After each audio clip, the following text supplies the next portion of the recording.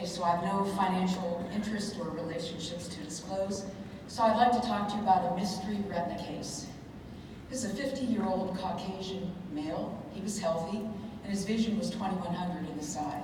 You can see exudative retinopathy. He has a juxtapapillary retinal mass, no disc edema, has intrinsic vessels, exudation, macular SRF, no vitritis or vasculitis, no CAT. Fluorescein angiography shows kind of slow onset hyperfluorescence within the mass. So it's a vascular mass with disc staining and subretinal fluid. Anyone want to shout out an answer? What is this? Or do you want me to go on? Two things I think is one is astrocytic hamartoma, the other one is retinal hemangioma that's not that bad. So astrocytic hamartoma, which is unlikely to produce exudative detachment, but it can, or retinal hemangioblastoma. So the opposite eye was normal. So our differential was retinal hemangioblastoma, astrocytic hamartoma, astrocytoma, which can produce exudative retinopathy, retinoblastoma unlikely to produce. And let's look at comments on each. Hemangioblastoma is usually a bit more red in color, astrocytic hamartoma, less vascular, astrocytoma possible, retinoblastoma, patient was a bit old at age 50, it could be a granuloma, unlikely to be a melanoma with retinal invasion, and unlikely to be nodular neovascularization. So, Carol, I would probably add metastasis on the list too. Good point. Metastatic tumor to the retina, because that can produce an exudative reaction. So I show you on the left our case, and then on the right, what a hemangioblastoma at the disc looks like. It is very hyperfluorescent on fluorescein angiography. Well, this patient was referred with the diagnosis of retinal hemangioblastoma and received previously bevacizumab ×3 and triamcinolone ×1, and the patient had no response. So now what are we going to do? Well, we'll look at the OCT. You can see an exophytic mass at the optic disc. What we normally do, stick a needle into it.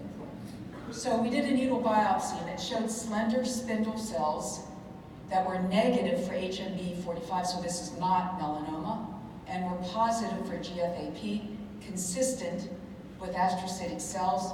So our final diagnosis was retinal astrocytoma. How do we treat these? Anyone on the panel want to give me an idea how they would? So she's already had 2 anti-VEGF injections? 3 anti-VEGFs and 1 triessence. Radiation. The idea is, So we could do radiation, but we chose to do PDT in this case. And here you can see we did the PDT. Yes, ocular oncology still uses PDT quite a bit. And here you can see the patient date first seen, 1 month later, and 6 months later on OCT. And if you look at the clinical photographs, 6 months later, the tumor's regressed, and 6 years later, it's completely regressed, and vision has returned. So PDT is actually one of the treatments of choice for retinal astrocytoma. It was reported out of several countries, including a report by us in 2008. So in summary, this is a 50-year-old gentleman who had FNAB confirmed retinal astrocytoma with the classic exudative retinopathy, and it responded to a single dose of photodynamic therapy. Thank you. So, Carol, many astrocytic hamartomas there don't need any treatment, they just sit there? Correct. So there's astrocytic hamartoma, which tends to occur in light of tuberous sclerosis complex, usually in children, can be multifocal. And then there's astrocytoma, which is a different bird that tends to occur in teenagers or older, tends to be near the optic disc, and it tends to produce exudative retinopathy. Those are the ones that we tend to treat. So astrocytic hamartomas we tend to observe, astrocytomas usually need intervention. Okay, and what about vasoproliferative, what do you call vasoproliferative tumor, that other people don't agree with your histologic categorization? Yeah, so vasoproliferative tumors are primarily a vascular tumor, usually in the periphery, infratemporally. They can be solitary or multifocal. They also respond to PDT. So we have a patient that has bilateral vasoproliferative tumors of the disc, and it responded to PDT. Carol, in a situation like this where it does not respond to PDT, what would be your next treatment choice? Probably PDT again, maybe with double duration.